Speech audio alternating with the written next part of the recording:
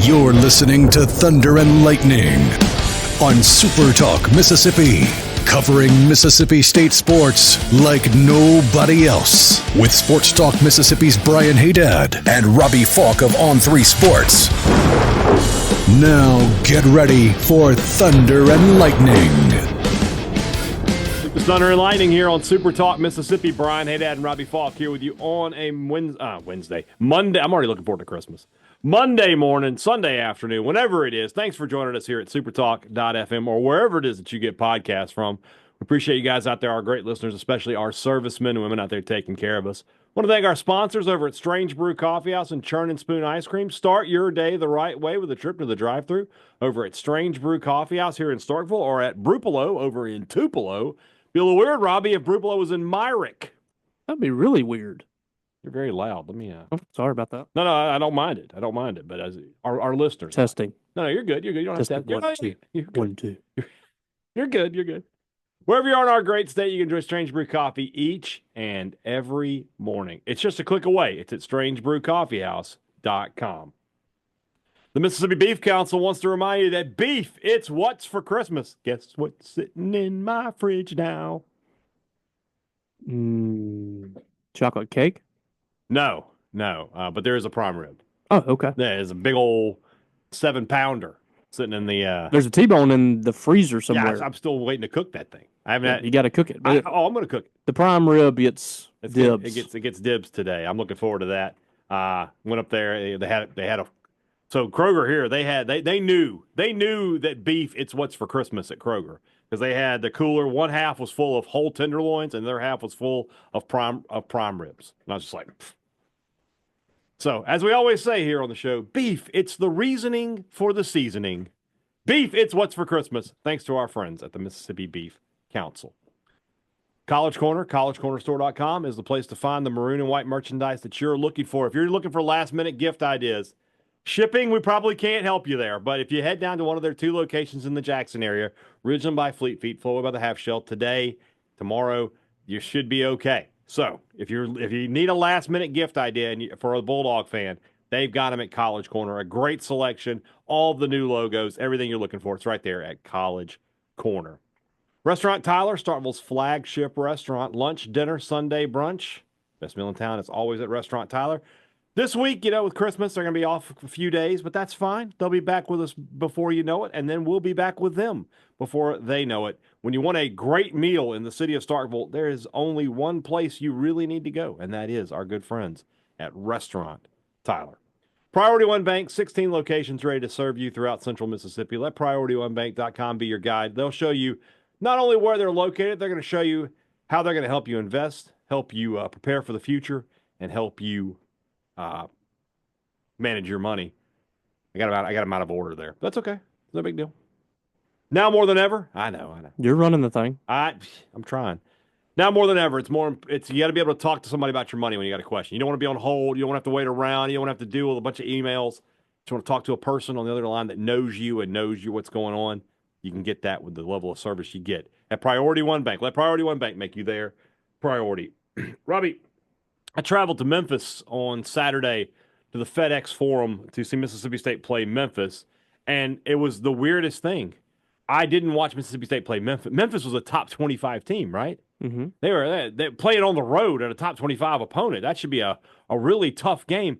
Somehow they switched out, I don't know, ULL or Texas State. Somebody couldn't have been Memphis, Robbie, that Mississippi State dispatched so easily, dominated from start to finish, and should have won by 30 plus. That couldn't have been Memphis, Robbie. Looked like them. Wow. It looked like what they look like under Penny Hardaway.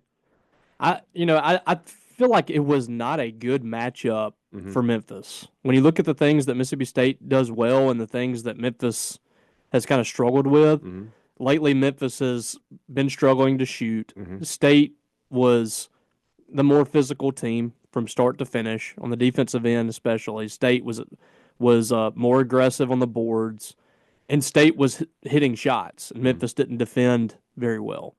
It really turned out to just be a really bad matchup for Memphis. And this is the kind of game when State's playing like this early, you usually know what's going to happen. We saw it against Tennessee last year. We really saw it, I think, against Auburn when they beat Auburn last year as well. And then this year you saw it against Pitt in Memphis. State, when they get a big lead like that, and when they're kind of dictating the pace and dictating the game, nothing happens down the line that really changes it. Yeah. It kind of sticks to script for them. So I thought we saw very early in that game a State team that it kind of felt like that, Dan Mullen's speech before the LSU game. I don't think they know what they're about to, about to hit them, because State came out. I mean, the announcers. It's a very weird game for these announcers. Comments on social media and on message boards about the little hairs that you have on these microphones. You have one going there? It was twirling at. Oh, you got to get rid of that. So, but yeah, I saw there were some complaints about the CBS crew. They just weren't very good. But they first of all, and I've only watched the highlights, so I don't know. I'm not one of those that's like, oh, these guys are biased, and these referees are biased, and cheating and all that stuff. But sometimes when it's just really bad, it sticks out to me. And it was just everything that this CBS crew talked about was patterned around Memphis. Mm-hmm. It was almost like it was a Memphis home broadcast. It was very strange for it to be a national broadcast. Everything was like what Memphis isn't doing right, and this is happening because Memphis isn't doing it well. There just was a lot of like comments like that in this game, and they didn't like the camera guy was filming a assistant coach. I think it might have been Philly Dave on the bench. No, it wasn't Philly Dave. It was one of the new assistants. I'm sorry, I can't remember his name, but yeah. They're filming him instead of Chris Jans. Yeah. And, got a graphic that says Chris Jans or whatever. And then after the game, the crew, which was like Jay Wright and that bunch at the studio, is talking about like, Memphis has had a tough schedule and this has just really wore on them. And they're kind of at the point now they're just tired.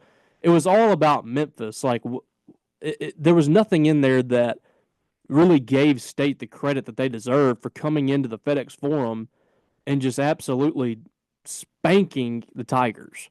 Like that, you just never really got that. And I don't know, like maybe it's a sensitivity thing with some of us when we hear this stuff, but it just feels like if State does something well, it's the other team's fault. Mm-hmm. And at the end of the day, we've been talking about this team now for over a month and how good we feel like this team's going to be, and they've proven it now. They had one really bad game where they lost to Butler, but they went on the road to SMU and they beat SMU. They've won some good neutral site games. Mm-hmm. They destroyed a top 25 team in Pitt, and then they go on the road, and this was an absolute massacre if not for free throws in the first half.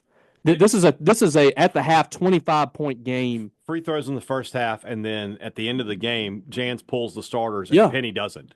I mean, they got up to 22, and he started pulling the starters. Yeah, they went on an 11-0 run in the last 2 minutes because Jans took his foot off the gas, and I think Penny knew he's like a 24-point loss is going to look a lot worse on the net than a 12-point loss or a 13-point loss. So that's why he tried to get some points there at the end. But this is, 24 when they went on that run. It was a butt whooping. And we were kind of sitting around waiting for something bad to happen. It's just the Mississippi State way. But it just never did. Every time that Memphis would sneak back into it, Riley Kugel would hit a big three or Claudel Harris or somebody. Let's be clear when you say sneak back into it. Once State got the lead into double digits, sneaking back into it meant like they cut it to 11. Yeah, I don't know if it ever got back to single digits. They never got back to single digits at any point. And it was seriously impressive. Like State was just in full control from, I think it was 5-5 or something. Yeah. And so State went on a 8-0 run. First media timeout, it was 5-5. Mm-hmm. Then State goes on an 8-0 run. Then State from there pushes it. It ended up being a 29-9 run, and they pushed the lead out to 34-14. It was impressive. It was just on from there. You said that you felt like you were waiting on something bad to happen, like Memphis to get back in the game. And I'm sitting next to Paul Jones at this game, and we were talking, and he's like, "They're gonna make a run at some point." I was like, I think you're right." And it just after about 10 minutes in the first half, I was like, "This team's just not good enough to play with Mississippi State." And The for mental me, toughness. yeah, there's a difference. There's a difference. And once again, this is another game for State to play and play really well without Hubbard really giving you his best game at all. He hit a couple of threes early in the first half, and I thought, okay, he's going to have a big day. And he just didn't. And it was Kugel. It was Keyshawn Murphy. Cam Matthews had a big second half for Mississippi State. And everybody, it's just another game where everybody's finding a bucket or two. Claudell Harris only hit 2 shots, but I thought both of his shots were big. He had one that I think Memphis had cut it to 11, and he comes right down and hits a 3-pointer that pushes it right back to like a 14-point lead. But he was also all over the court. If you look at the other stats, he had a really good day. Like I said, he didn't have much as far as scoring goes, but when you look at what he was able to do all over the court, it's really impressive. He had 8 rebounds. He had 3 assists. He had 5 steals. Mm-hmm. I mean, it was just really, really good. Yeah, you're starting to see Claudell Harris isn't just a spot-up shooter. Yeah. You know, he can do a little bit of everything. He was really impressive yesterday. Rough shooting day, like you said, but everything else, and that's what's really impressive to me about this team is if a lot of these players, I'll point out specifically Josh Hubbard and Claudell Harris. If their shots aren't falling, they're doing other things. Right. Now, this might have been Josh's worst game. Yeah, he had 5 turnovers. He got the turnover, but he came in with 3, and he had 5 in this game. 3 of 8 from 3. Wasn't a great game for Josh. No. But we had a conversation, and I think it was like after the first week, and you mentioned, like, what are they going to do if Josh Hubbard's having an off night?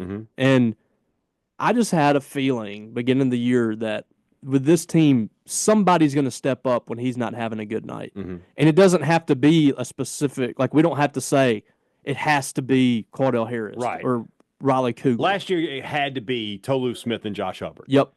And then it was like, if somebody else steps up, State will definitely win the game. Now it's Hubbard's going to get double digits. He may only get 12 or 13, but he's going to get double digits. But somebody else, at least 2 other guys are going to have 15. And every game, somebody, it's like, there's not even a pattern here. We can't just say, you know, I thought we saw it with Michael Nwoku for about 3 games, but we can't just say, like, so-and-so's on a big run right here. Like, it just seems like tonight is Keyshawn Murphy. Tonight is Claudell Harris. Tonight's R.J. Melendez. Tonight's Cam Matthews, whatever. This team is just mentally tough, first and foremost, from what I can tell in the first part of this schedule. Just really mentally tough, but also they just find ways to get other guys involved. And it's a game-by-game basis. It's not just, it's not something that you can really nail down. I think that's why we've seen so many starting lineups, too. Yeah. I think Jans just goes with the field. I think you're right. Look at Cam Matthews' line. Now, he didn't score a point in the first half. Another hilarious Cam Matthews line. He had 2 points in the first half. He had a late bucket. But 9 rebounds, 6 assists, a steal, and only 1 turnover. And 12 points. And 12 points. Yeah, just so good. I mean, pushing triple-double. He was a plus 24 in this game. He was just bullying people out there. I mean, again, somebody doesn't play well. Michael Nwoku doesn't play well. He had a great game against Central Michigan, right? Trouble. He had foul trouble. He was 0 for 4 from the field. Robbie, all 4 of those misses were within a foot of the rim. He had 3 putback attempts that did not go in. So he doesn't play very well, right? Well, here comes Keyshawn Murphy off the bench. He gives you 13 points, 9 rebounds, 3 assists. And how many block shots did he have? 2 block shots. Really good on the defensive end. Really good. So the R.J. Melendez looked good yesterday. Yeah. We hadn't even talked about Riley Kugel, who that might have been his best game. Melendez had, to me, one of the plays that really defined the game, where he gets the steal off the inbounds, where he just takes it away and he gets an easy bucket. And State can do whatever they want with this team. Kugel comes out, fires a 3 on his first shot, and the net barely moves. And I'm just like, okay. I'm like, I've been waiting to see this. Playing some point guard. Next possession, comes down again, hits another 3. I was like, okay, he's going to be in today. 19 points, 4 rebounds, a couple of assists. Playing point guard, only 2 assists, but looked really comfortable handling the ball against that Memphis press. I just can't stress enough how impressed I was in this. State's best 2 games of the year have been against the 2 top 25 opponents they've played. Yeah. They dominated Pitt. They dominated. This one's on the road. They're kind of in a mode where they're playing to their competition, I feel like, which I think that's going to be a good thing for State because you look at the SEC schedule that's coming up.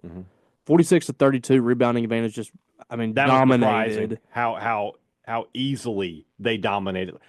Robbie, I said it at 38-18, kind of like a joke, but it didn't look like State was playing a top 25 team on the road. Yeah, it did not. It looked like Mississippi State was just playing some normal quad 3 team that they were just supposed to beat up on. And the crowd, kudos to the Mississippi State fans, a lot of them in there. That crowd was not what I expected, by the way. Like, I thought that place was going to be packed. It was not. It was not at all. Lower level wasn't Lower it? level was pretty full, but the uppers was not.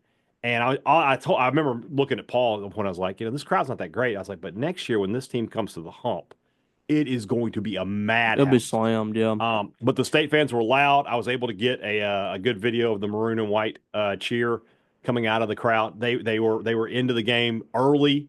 Hubbard hits that 3 on State's, I think, second possession. You hear a big boom, and I was like, okay, they're in here today. And of course, as it was trademark Tyler Horka, we got the mass exodus about 3 minutes to go. So. There is no reason why State basketball, like the following, the support, can't be what Auburn is.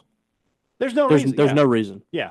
Auburn had, that there was a time where their basketball program was pretty much dead. The atmosphere wasn't any good. One of the worst programs in the country. And now they're traveling everywhere. Yesterday they had a game in Birmingham. Now it was against a top 25 team in Purdue, but it was slammed packed in Birmingham. Yeah. And that's how State fans should follow this team to Tupelo and Jackson and places like that. There's no reason why they shouldn't have that. The culture here is built strong enough where it should be that way. It's getting there. I think so. I think people are starting to come around a little bit, but that's my thing to State fans is like, pour in and invest in this basketball team because you have something here that I think can be really special in the Christians. I think the next game will be not a great crowd. It's a Monday tip at 8 o'clock at night, the day before New Year's. That's going to be really hard. No students are in town.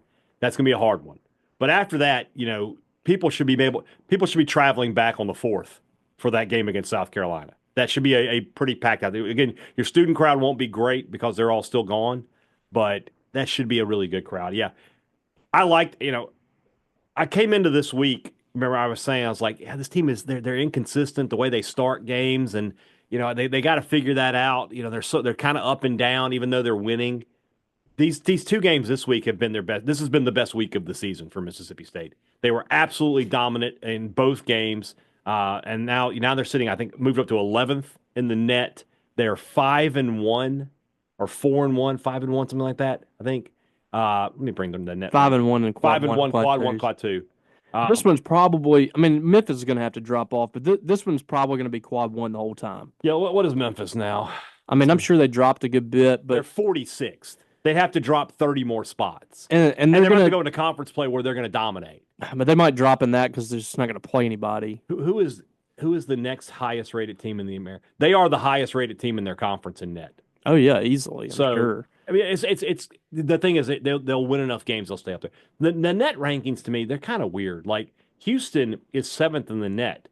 They're 2 and 3 in quad 1, quad 2. Yeah, it'll all settle out. It'll all settle out eventually. Ole Miss finally, State has gotten ahead of them. Ole Miss down to 30 in the net. But again, Ole Miss is 2-1, quad 1, quad 2. They're 9-0. 9 of their 11 wins are. They're playing an awful schedule since that Purdue game. And the schedule's just bad. Very interested when we look ahead to Ole Miss.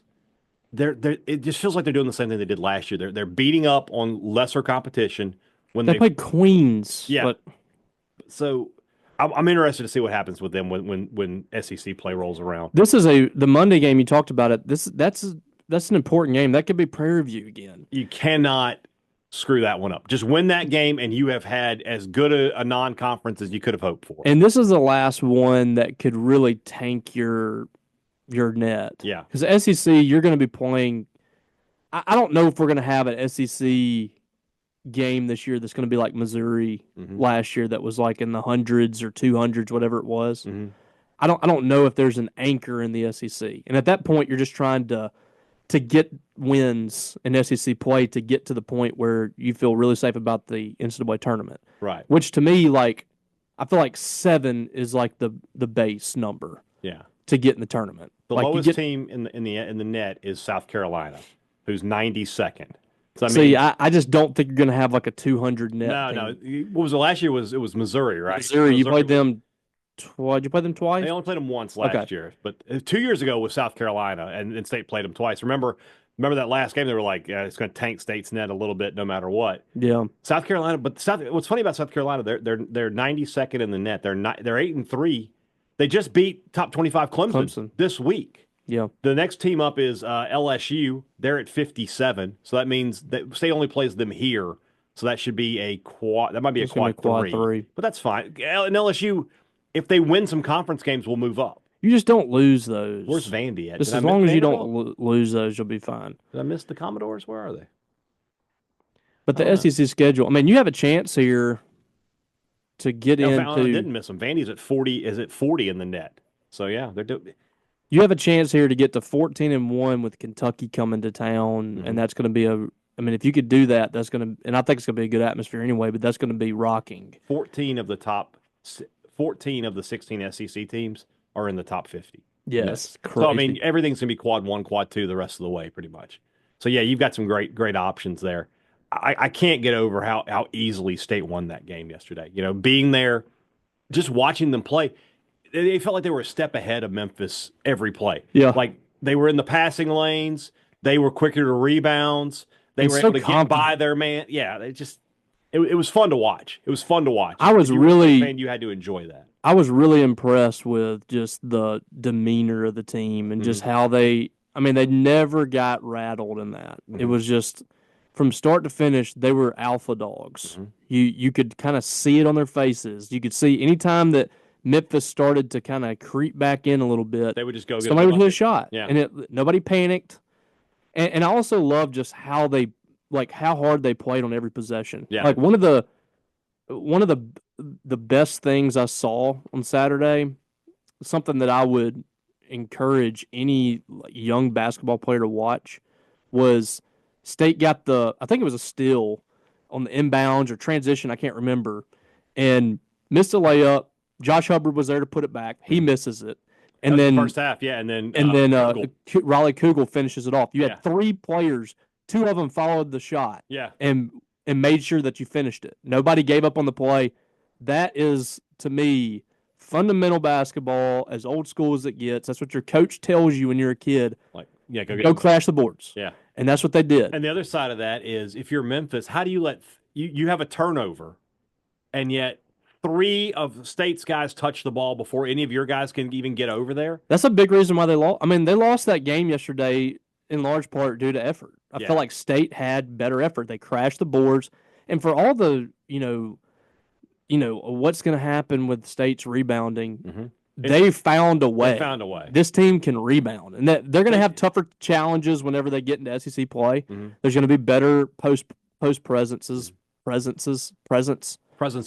Presence eye? Yeah. Ooh, nice. Yeah. There's going to be a better post presence in SEC play. Yeah. And so rebounding is going to be a little more difficult. But watching guys like Claudel Harris go and get boards yesterday, seriously impressive. State's found a way to make that work. Athletic guys who can crash the board. Yeah. I mean, that's what they've got. I mean, Melendez, Harris, Kugel. What you don't have, you remember last year, Shaq Moore, Deshaun Davis, those are smaller guards. And then with Hubbard, your guards can't really rebound. Now you've got bigger guards. So it kind of makes up for the fact that you don't have a big banger down below. Although Nwoko, when he plays well, is really good. He's just got to continue to improve and get a little bit more consistency. Really good win for the Bulldogs. Like I said, off this week, and then back at it on Monday, December the 30th, 8 p.m. tip at the Hump. A certain Richard Cross on the call for the SEC network on that one. So we'll get to see that Cross money in the Hump. His record. Rashad. His record calling games here in Starkville. Pretty good. It's very good. So, all right. Didn't he do the Ole Miss game last year? No, he did Auburn and I think Vanderbilt. He had the Auburn game that the state won here. Was it Vandy? Yeah.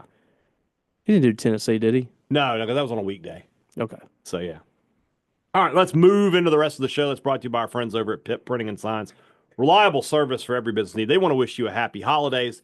And once we get back into the new year, you need to find a new way to get your message out to your customers. Pitt Printing and Signs can develop a plan and help you with that from start to finish. 2025 can be the best year for your business, but you've got to have the right people behind you. Pitt Printing and Signs can be that extra boost you need to take your company to the next level. Call Cam Baker. Tell him you heard about him on Thunder and Lightning. 499. I've forgotten it. Oh, no. Cam. I've got his number on my phone. Oh, my gosh. We're going to have to do it. It's got to be that way, Robbie. I'm sorry. Wow. I had that. Just get us to the holidays. That's all I really need. Cam. Get info. us to the holidays. 601-499-5216. I'm telling you, man, I've got Christmas brain going on right now. I don't know. Like, as soon as I said, because 362 is Advantage Business Systems. As soon as I said it, my brain went, nope, and just shut off. 601-499-5216. If you need printing, call Pip today. Two Brothers Smoke Meats in the heart of the Cotton District is the place to find the smoked Southern soul food that you are looking for, and I know that you are looking for it. When you get back to Starkville, guys, you've got to make a trip to Two Brothers Smoked Meats. Some new menu items on there. We've told you about the Build Your Own Basket. I'm a huge fan of that. Love getting those pork rind nachos and making them my way. And, of course, tacos, sandwiches, all sort of good stuff. If you don't want that, just head across the street to the Older Brother and enjoy a fancy sandwich, a little something more refined, a little more bourgeoisie, if you will. You can enjoy Fandwich. Yeah, yes. Oh, a fandwich? The Fandwich. I like that. I'm not gonna lie, I like Fandwich. the fandwich. The fancy sandwich. Yeah, we can make that work. Two Brothers Smoke Meats, the Older Brother, two of my favorite places to go in the city of Starkville. Great products, great service. Every business likes to promise it to you. They deliver it to you at Advantage Business Systems. That's what they've been doing for 50 years. 50, brother. 50. So when you are 50. when you're looking for a new copier, a new printer, any kind of business technology, call Advantage Business Systems. They'll hook you up with great name brands at great prices. But more importantly, when you need service after the sale, they are there for you. They're not one of these people who they sell you something and then it's like, oh, where'd they go? No, it's a simple, easy phone call to the same people you made the sale with, and they can take care of your problems a lot of times the same day because they're in Mississippi just like you. 601-362-9192 or visit them online, absms.com. Find out how Advantage Business Systems will help your business do business. Before you go to the next game here in Starkville, you need to make a trip to Maroon & Co. If you are in Starkville and you need new Mississippi State gear, the place to go is Maroon & Co. They've got the biggest, best selection here in the city. You can't find some of the stuff they have, you cannot find anywhere else. It is a Maroon & Company exclusive, and we can save you a little money. Online or in store, the promo code is Thunder15 to save 15%. Regular price items. Some exclusions do apply. Before you go to the games, make sure you go to Maroon & Co. Curtain, curtain, curtain, curtain, curtain, curtain, curtain, curtain, curtain, curtain, curtain, curtain, curtain. Curtain, curtain, curtain, curtain, curtain, curtain, curtain, curtain, curtain, curtain, curtain, curtain, curtain. So, Robbie, a couple of additions to Mississippi State's class. The JUCO tight end is just a signing, right? That's not a transfer portal thing, correct? Right. Yeah, Okay. that's just addition to the 2025 class, I guess. Let's is what start with you'd him say. because he committed on Sunday. New commitment for Mississippi State. He's big. We'll just definitely say that for you. Large human. Yeah. Young man, if I mispronounce, there's no chance of me getting it right the first time. All right. So if you're listening and you're like, he butchered that, I apologize. Amika, I'm going to say Ilo. The I and the L are supposed to be swapped. I don't know, man. I'm going Ilo. The L's the Ilo. That it's an I to start, right? That's a L. How is that an L? I mean, I'm looking at the That's same a thing. capital I. That is an L. It's this. Hold on. Let me see the boy's name here. Unless his thing is different on Where are you looking? on his profile. That's a capital I and then a lowercase L. I can't turn my computer because I'm looking at it right here. at his profile. Yeah. Oh, are you looking? I'm looking at his Twitter page. You're talking about his On his profile, it's a capital L. So hold on. And then another L. So I'm guessing that's a lowercase L. Let me see if I can find the boy here. He's on the just the signing list here. Yes. Okay, that's interesting. That's an L, that's right? an LL on his Twitter profile. It's a low. That's an I. Or maybe he's got two lowercase L's. Well, no, like on his Twitter it's capital E, capital I, lowercase LOH. So you think it's just low? I don't know. I just found out this person exists yesterday. Yeah, that's true. That's a good point. 6'9", 250 pounds. So what we'll say? Sock it to me one more time. Get low. I get it. Get low. I get it. She hit the flow. Next thing you know, she got Emeka low. She got Emeka low. Low. So he's 6'7.5" on his profile. Does it? I mean, what? Here's what we need to know about this guy. What's your last name?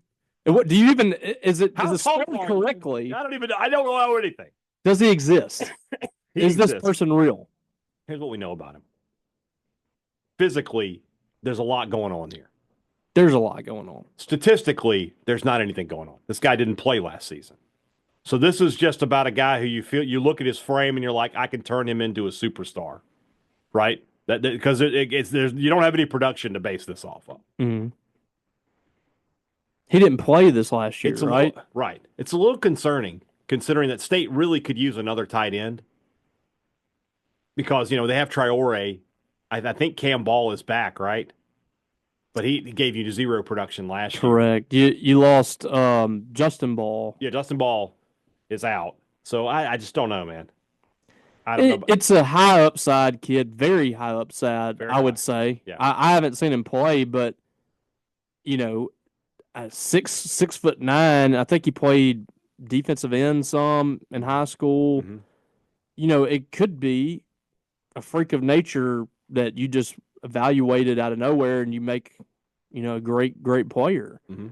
Seydou Traore was relative unknown when he came in. I know people have criticized him, but from a physical standpoint and the ability that he has at tight end, it's undeniable. That's a guy that I could see, if he puts it all together, being an NFL guy. Being 6'9" is something that you can't teach, like Big Cass. Very nice. And, comes from obviously a great state for football talent and a great area.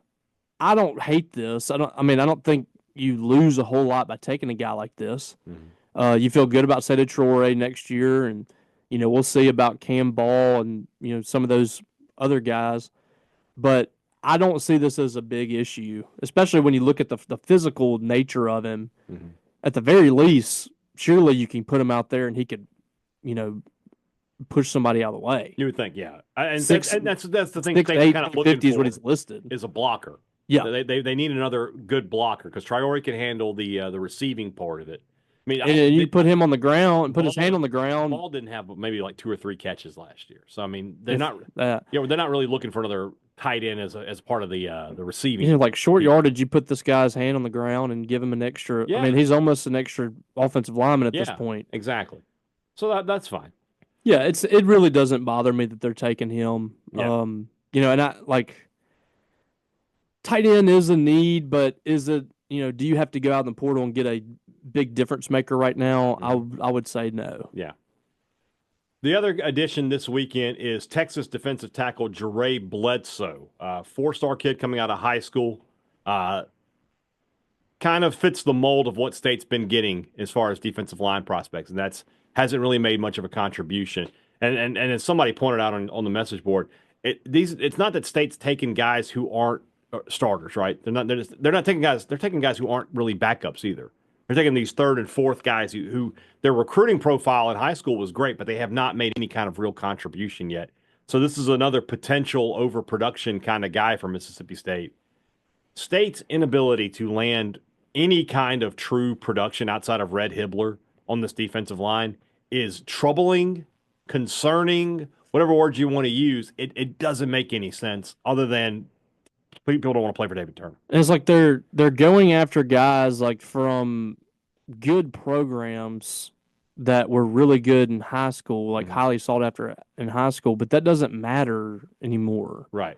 Like if you're the third string guy at Auburn or Texas, some of these places that State's going after players, just because you were ranked high in high school doesn't mean that you're going to be a good player here next year. Right. And it's like you can't afford to do these projects right now. I don't really have a big problem with Bledsoe, by the way. If he's like your number 2 guy that you get at that position, I don't really have an issue with it because he's State's issue right now is that they have a ton of depth, but they don't have any starters. Yeah, they don't have a single. There's guy no difference makers. Yeah, he's locked There's in. no difference makers. Right. But this guy can come in and can give you some good reps and push the offensive line back. I'm sure he's got the size to do it, and affect the front a little bit. I believe he can. But there's just nobody that they're recruiting right now. Like even like recruiting that really gets you excited about what they're doing up front. It's like David Turner's still got that mentality of like going after Preston Smith, and he's going to find another Preston Smith and another Ryan Brown and guys like that.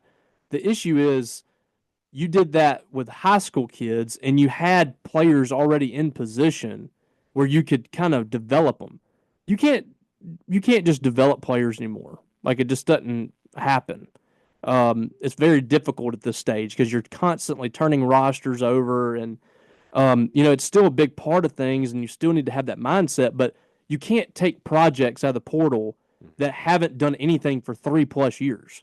It'd be different if this guy was redshirting last year, and he's got 3 or 4 years of eligibility, and like these guys that they're going after have been in college for 3 or 4 years and have no production to very little production. Right. And this is the issue at this stage is the most important position that Mississippi State had to fix in the offseason is not being fixed. Right. And I have no reason to believe that David Turner has like a sense of urgency on this is the problem. Because last year we were told they liked what they had. They just needed a couple of depth pieces. They're still bringing in depth pieces. They're not bringing in guys that are going to change things up front. Right. And that's the problem with your entire defense was your defensive line. Yeah. And you've done nothing to help it. If State was getting guys like this but had already added a couple of quality starters, I would be like, they're doing great, right? Because they're going to have depth. They have guys who can come in and out. But right now, your starting defensive line is still Trevion Williams and Calvin Dinkins, who you can't have any, faith in to stay And if healthy. they reach their full potential, then They're you're in good shape. But we have, but we're 3 years into this, and we're still waiting on that moment to happen. and maybe that's what he's thinking is he's expecting them to. dangerous. And if you are expecting that, then you're in trouble. Yeah. Like you can't expect it. You hope that it happens, but you prepare for it not to happen. And there's still time. I mean, it's kind of like wide receiver. Like there's still some things that can happen there, but we just haven't seen it yet. Yeah. It can still happen at some of these spots. Cornerback, they're finally getting in the game with some players. They've had a couple of wide receivers come in that are okay. Defensive line has almost exclusively been projects. Yeah. And, even Red Hibbler, who I like and think can help Didn't them. play last year. He didn't play. Yeah. So it's extremely concerning and frustrating that they've been able to bring in at every single position that they've recruited in the portal. They've brought in players that have done something, that have actually had some kind of experience, some kind of production. Defensive line is the area where you go look at every kid that comes in and visits almost. You go look at their stats, and there's, 6 tackles in 2 years, 1 sack. It's very frustrating that State's gotten in this position. On the other side of that, how surprising is State's struggles in finding wide receivers been right now? It's surprising. And I'm gonna tell you, they're not that concerned about it. The people that I've heard from, people that I talked to, they believe they're gonna get a good player or two. They need, what would you say, 2 more receivers? At least, and these got to be proven guys again. They have to be. You know, they're not all that concerned. They believe. I don't know what's going to happen there, but they can't roll with what they got. No, you can't rely on what you got. I mean, it's unproven young guys. Incoming freshmen, and then you got. I think Brennan Thompson's going to be a lot better than people think. But, what's Glover going to look like? He could be better because their offense just wasn't great. No. And this offense, it brings out a superstar usually. Kevin Coleman's numbers were not great at Louisville. Yeah, they're okay. He had, I think, over 300 yards. He exploded. State could have a guy that does that. Yeah, I think absolutely they could. Brennan Thompson could be that guy. I don't know.